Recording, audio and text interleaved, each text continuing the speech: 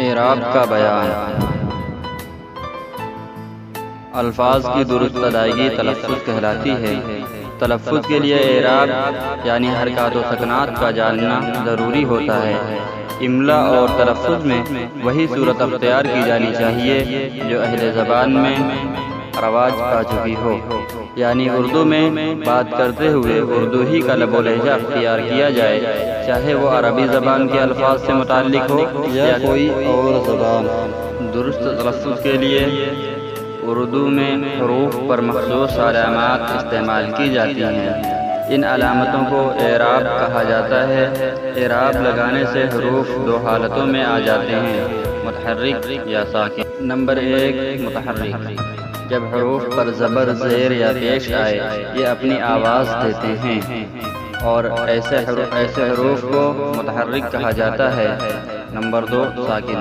جب حرف پر کوئی حرکت، زبر، زیر یا پیش نہ ہو بلکہ جزم ہو تو ایسا حرف ساکن کہلاتا ہے۔ اعراب کی اقسام۔ نمبر 1، زبر۔ یہ ترچھی لکیر حرف کے اوپر لگائی جاتی ہے۔ عربی میں زبر کو فتحہ کہتے ہیں، اس لیے جس حرف پر زبر آئے اسے مفتوح کہتے ہیں، جیسے ساجد، ڈر، اطہر وغیرہ۔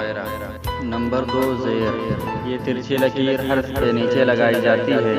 عربی میں زیر کو کسرہ کہتے ہیں، اس لیے جس حرف کے نیچے زیر آئے اسے مکسور کہتے ہیں، جیسے میر، وکیل وغیرہ۔ نمبر 3، پیش۔ یہ علامت حرف کے اوپر لگتی ہے۔ عربی میں پیش کو ضمہ کہتے ہیں، اس لیے جس حرف پر پیش آئے اسے مضموم کہا جاتا ہے، مثلاً پر، اردو وغیرہ۔ نمبر 4، کھڑا زبر۔ یہ علامت حرف کے اوپر لگتی ہے اور 2 زبر کے برابر پڑھی جاتی ہے، جیسے الہی، موسیٰ، عیسیٰ وغیرہ۔ نمبر 5، کھڑی زیر۔ یہ علامت حرف کے نیچے لگتی ہے اور زیر کے برابر آواز دیتی ہے۔ نمبر 6، جزم یا سکون۔ یہ علامت حرف کے سکون یا ٹھہراؤ کو ظاہر کرتی ہے اور حروف کے اوپر لگائی جاتی ہے۔ اس علامت والا حرف ساکن ہوتا ہے، جیسے امکان وغیرہ۔ نمبر 7، تنوین۔ 2 زبر، 2 زیر یا 2 پیش کو تنوین کہتے ہیں اور نون کی آواز دیتے ہیں، جیسے فوراً، اصلاً، مثلاً وغیرہ۔ نمبر 8، تشدید۔ یہ علامت حرف کے اوپر لگتی ہے۔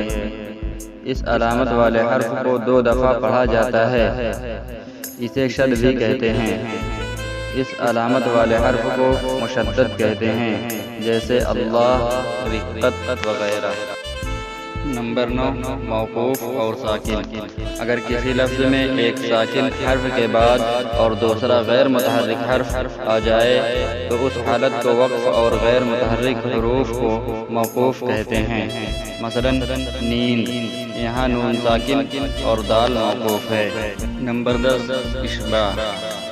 کسی حرف کی حرکت کو اس طرح پڑھنا چاہیے کہ زبر سے الف، زیر سے یہ اور پیش سے واو کی آواز پیدا ہو جائے، مثلاً رستہ سے راستہ، لہو سے لوہو، مہمان سے مہمان وغیرہ۔ نمبر 11، امالہ۔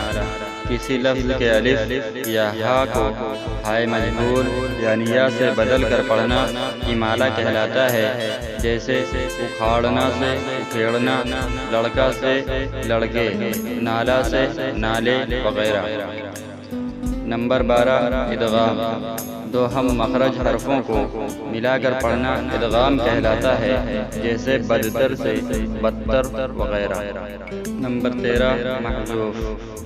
کسی لفظ میں اگر کوئی حرف حذف کر دیا جائے تو اس حذف شدہ حرف کو محذوف کہتے ہیں، جیسے شہباش سے شاباش، بیچارہ سے بیچارہ وغیرہ۔ ان مثالوں میں ہا اور یا محذوف ہیں۔